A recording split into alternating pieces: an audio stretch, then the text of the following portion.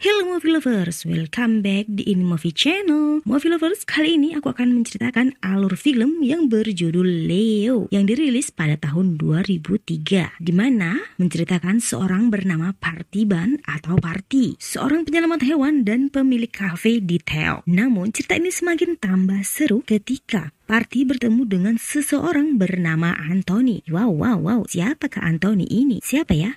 Ya, dia adalah pentolan gangster yang meyakini bahwa Parthiban adalah anaknya yang hilang bernama Leo. Tapi Parthi sendiri selalu berkata kalau dia bukanlah Leo, melainkan Parthiban. Cerita semakin lebih seru lagi saat Satya, istri Parthi, mulai meragukan identitas Parthi yang sebenarnya, yang membuat Parthi sangat kecewa pada istrinya itu. Jadi, siapa sebenarnya Parthi ini? Apa benar dia adalah Leo, anak seorang gangster terkejam? Jika benar, mengapa dia menyembunyikan identitasnya? Daripada kalian penasaran, langsung saja kita masuk ke alur ceritanya. Tapi sebelum itu, jangan lupa tinggalkan jejak kalian dengan klik tombol subscribe, like, dan share.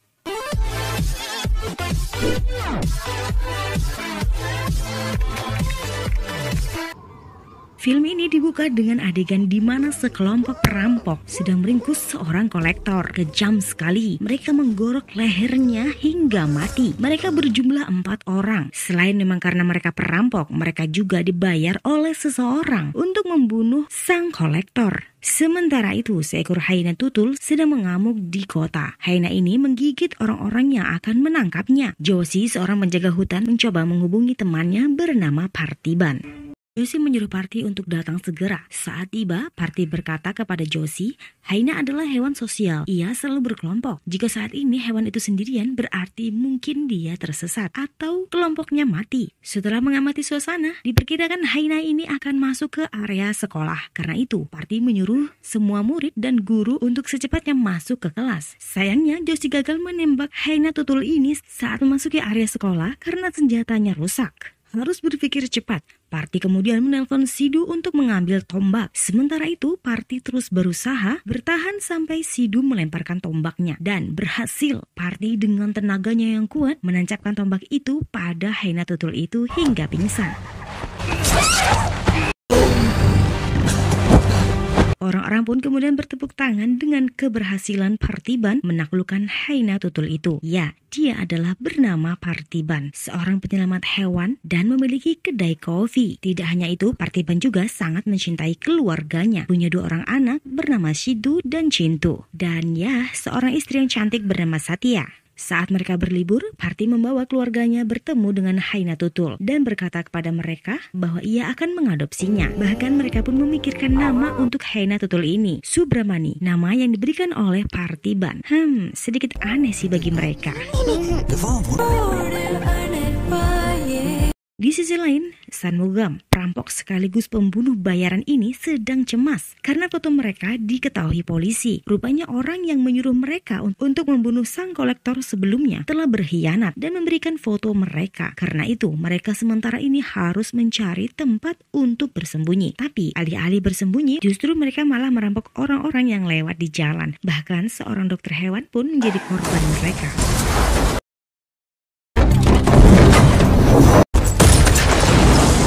Keesokannya Josie mendapatkan kabar kalau dokter hewan yang sebelumnya dikira kecelakaan, ternyata ia dibunuh. Kejadian itu menjadi pikiran Parthiban saat ia di kafe. Malam itu, Parthiban dan Chintu, putrinya yang sedang menari saat kafe telah ditutup. Salah satu perampok itu masuk begitu saja. Chintu kemudian menyuruh ayahnya untuk melihatnya. Parthi kemudian mengingatkan perampok itu bahwa kafe telah ditutup. Tapi orang itu tidak mau tahu dan dia malah meminta coklat kopi. Namun karyawan Parthi tiba-tiba muncul untuk pamit pulang. Parthi yang melihat ada pistol menyuruh pegawainya untuk cepat pergi. Tapi perampok itu bergerak lebih cepat dan mengeluarkan pistolnya.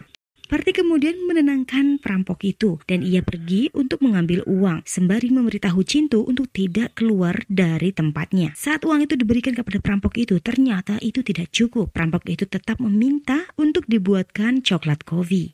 Tak lama perampok lain pun masuk ke kafe itu untuk mencari temannya. Namun perampok ini lebih cerdas. Dia bilang jika mereka pergi, mereka akan tertangkap karena di situ ada CCTV. Karena itu yang lain pun bergegas untuk menghapus CCTV itu. Sementara itu, dengan hati-hati, saat Partiban menyiapkan coklat kopi, ia langsung melemparkan teko kaca di tangannya ke arah perampok yang menyandera pegawainya. Dan perkelahian pun tidak bisa dihindarkan. 4 perampok ini salah mengira Partiban hanyalah seorang pemilik kafe. Nyatanya mereka semua babak belur, guys. Melihat temannya yang dipukuli Partiban sampai babak belur, salah satu perampok ini pun kemudian mengambil pegawainya untuk disandra hingga membuat Partiban tidak bisa berkutik. Di detik inilah perampok itu tiba-tiba akan membunuh putrinya yang membuat Partiban dengan terpaksa mengambil pistol dan tak butuh waktu lama, dalam waktu sepersekian detik semua perampok itu pun mati tertembak. Tapi kejadian itu membuat Parti mengalami gangguan emosi dalam dirinya.